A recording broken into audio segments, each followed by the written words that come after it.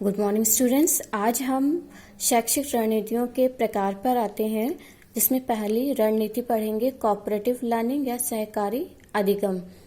तो इसको हम स्टेप वाइज पढ़ेंगे। पहले हम इसका कंसेप्ट जानेंगे, फिर ऑब्जेक्टिव देखेंगे, फिर इसको अप्लाई करने के लिए इसके लिए क्या दिशा निर्देश हैं वो देखेंगे, फिर इसके क्या गुण हैं और क्या इसके लिमिटेशंस हैं, इसे हम जानेंगे।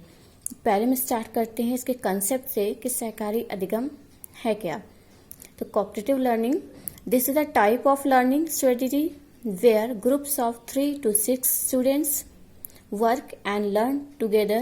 Here the students are often assigned roles in their group for completing a specific task and then teach the rest of the group about their part. Students depend on each other to learn academic material while developing stronger social skills as they cooperate and work together. In cooperative learning, teachers are also required to specify and clarify the sequence of activities and monitor and evaluate the interactions of groups members.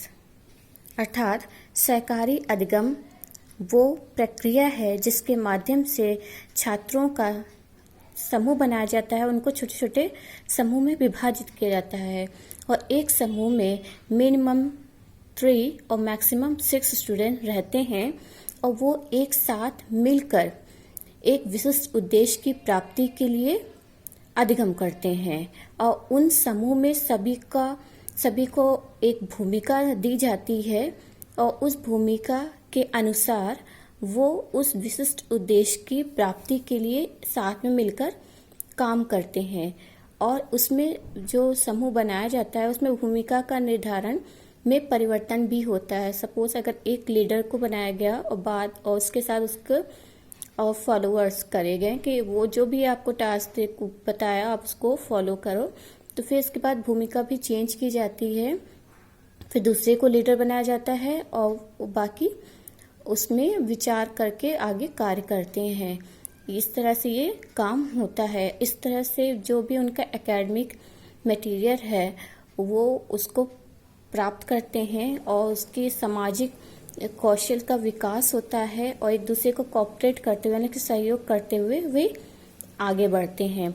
इसमें शिक्षक की भी भूमिका महत्वपूर्ण हो जाती है क्योंकि वो बहुत सारी क्रियाओं की मॉनिटरिंग करता है और उनका इवैल्यूएट भी करता है, यानी कि वो भी देखता है कि किस तरह से इनको योजना दी जानी है, किस तरह से उनकी मॉनिटरिंग की जानी है और किस तरह से इनका इवैल्यूएट यानी कि मूल्यांकन किया जाना है।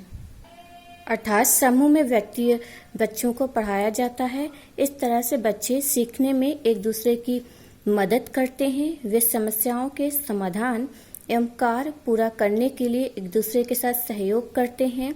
यह एक ऐसी अधिगम प्रक्रिया है जिसमें एक जैसी योग्यता वाले बालक यानी कि समान और विशिष्ट बालक एक उद्देश्य को प्राप्त करने का प्रयास करते हैं। ऐसे में एक दूसरे का सहयोग भी करते हैं। सहकारी शिक्षा बालकों को शैक्षिक योग्यता एवं निपुणता हासिल करने में सहायता प्रदान करती है। जैसे जो भी ग्रुप बनाया गया उसमें सुनना, प्रश्न पूछना, मदद लेना, उत्तर देना, सुझाव देना आदि। इसमें शिक्षक की महत्वपूर्ण भूमिका है क्योंकि वो मूल्यांकन करता भी होता है और मॉनिटरिंग भी देखता है। तो इसमें उसकी मुख्य भूमिका रहती है कि वो ये देखता है कि बालक अपने अधिगम का उत्तरदायित्व खुद ले, कि उनका ध्यान समूह के सदस्यों के मध्य बातचीत पर बना रहे, समूह का प्रत्येक सदस्य सीखने में एक दूसरे की मदद करे, कि प्रत्येक सदस्य अपनी सामाजिक निपुणता हासिल करे।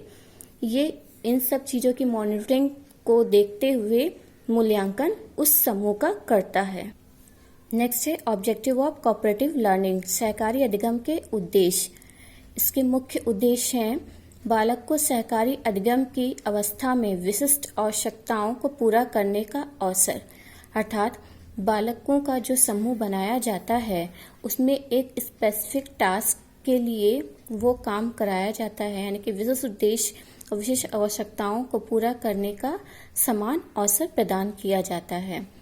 नेक्स्ट, विशिष्ट आवश्यकताओं वाले बालकों के लिए सीखने के लिए उपयुक्त वातावरण तैयार करना, क्योंकि ऐसे कोऑपरेटिव लर्निंग के अंतर्गत विशिष्ट आवश्यकताओं वाले बालक होते हैं, तो उनको सीखने के लिए एक उपयुक्त वातावरण तैयार करना जिसके माध्यम से वो निसंकोच होके सीख सकें। नेक्स्ट, बालक को अपना उत्तरदायित्व समझने के लिए प्रोत्साहित करना। नेक्स्ट है सहकारी समूह के सदस्यों के मध्य सामाजिक वातावरण को प्रोत्साहित करना।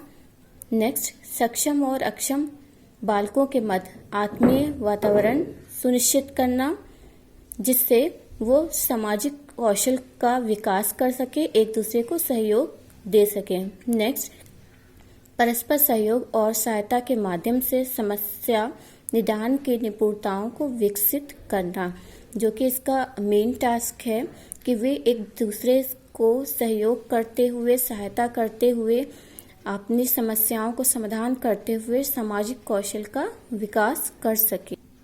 तो आज हमने देखा सहकारी अधिगम क्या होता है और उसके उद्देश्य क्या होते हैं। नेक्स्ट वीडियो में इसके दिशा निर्देश, मेरिट्स और इसके लिमिटेशंस को देखेंगे। Okay, thank you.